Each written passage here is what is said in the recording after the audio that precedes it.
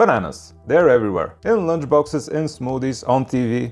They're familiar, they're convenient, but what do you really know about them? Where they come from, what's inside them, what they're good for, and how do they measure up pound for pound with the rest of their fruity brethren? Today I'll be breaking down everything you need to know about this ancient and mysterious plant. And as per usual, stick around till the end when I'll be ranking the banana on my world-renowned tier lists. Quick spoiler alert, it won't be S tier.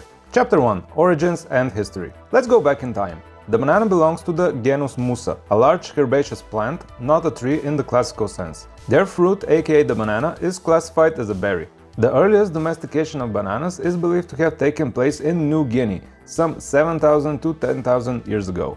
Mentions of them exist in early Greek, Latin, and Arab writings. Their wild ancestors bore many large seeds and were less edible. Less edible. Eventually, the banana reached continental Asia and spread. Traders introduced edible varieties into Africa and later into the Americas via the colonial trade. By the 19th century, bananas started to appear in Western supermarkets and everything else is history. Flash forward to the current day, bananas are everywhere. Musa plants are grown in over 135 countries, with the largest producer by far being India, followed by China.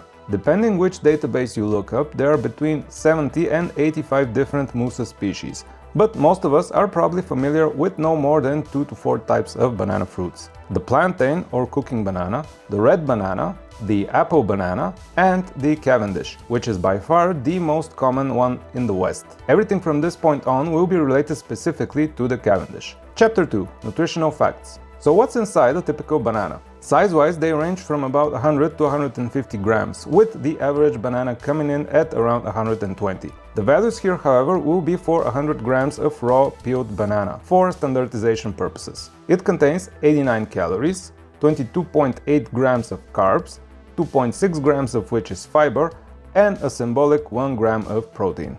Considering that bananas are not a low-calorie fruit, this is not the most optimum carb-to-fiber ratio, but it's decent enough, especially considering that most people's fiber intake is generally very low. They are quite high on sugar, but sugar in fruits is not the same as this sugar. So don't stress too much about it, and more on this later. On the micronutrient front, we have quite a high concentration of B6, moderate amounts of vitamin C, potassium, manganese and copper, and some modest amounts of magnesium and other B vitamins. Nutrition-wise, bananas don't shine in any particular area, but they do provide a nice mix of various elements. Hey, there's nothing wrong with being a jack of all trades. I should know. Chapter 3. Benefits. But let's not get carried away with the banana bashing. They certainly have plenty of benefits to go around. First and foremost, they are an excellent source of energy. Because it's high in carbs, easy to digest, but also contains fiber and potassium, the banana is the OG energy bar. Back in the day, when I was a wee 13-year-old gym goer, there was no such thing as an energy bar. So, before every workout, I would gobble up 2-3 bananas for that extra oomph. But you shouldn't do that. Don't eat 3 bananas before a workout. It is pointless and you'll probably get sick. Another benefit of bananas is related to heart and blood pressure health. Because of their potassium content, which helps relax blood vessel walls and offset sodium's effects, they can support healthy blood pressure levels and general cardiovascular health. Also, bananas contain antioxidants such as vitamin C and phenolics or phenols that may additionally improve these. Number 3. Digestive and gut health. I was a bit harsh earlier when I bashed bananas for not having enough fiber. Well, they're actually alright. They do contain okay amounts of fiber, plus some resistant starch, especially in less ripe bananas, and pectin. These act as prebiotics in the gut, feeding beneficial bacteria and supporting regular bowel movements. Apparently, bananas are also part of the brat diet, which is supposed to help manage chronically upset digestion. It sounds like yet another fad diet, and it is, but for this particular use case, ergo easing your frequent trips to the toilet, I guess it checks out. I would add potatoes to it though. Chapter 4. Downsides. Most of the foods I've covered so far don't have much in terms of downsides, which is not surprising considering they are all pretty darn healthy. Same with this one. Bananas are excellent and you'd be hard pressed to find anything wrong with them. But keep these things in mind anyway. Number 1. Sugar content and glycemic effects. Bananas are relatively more caloric and are higher in carbs and sugar compared to some other fruits.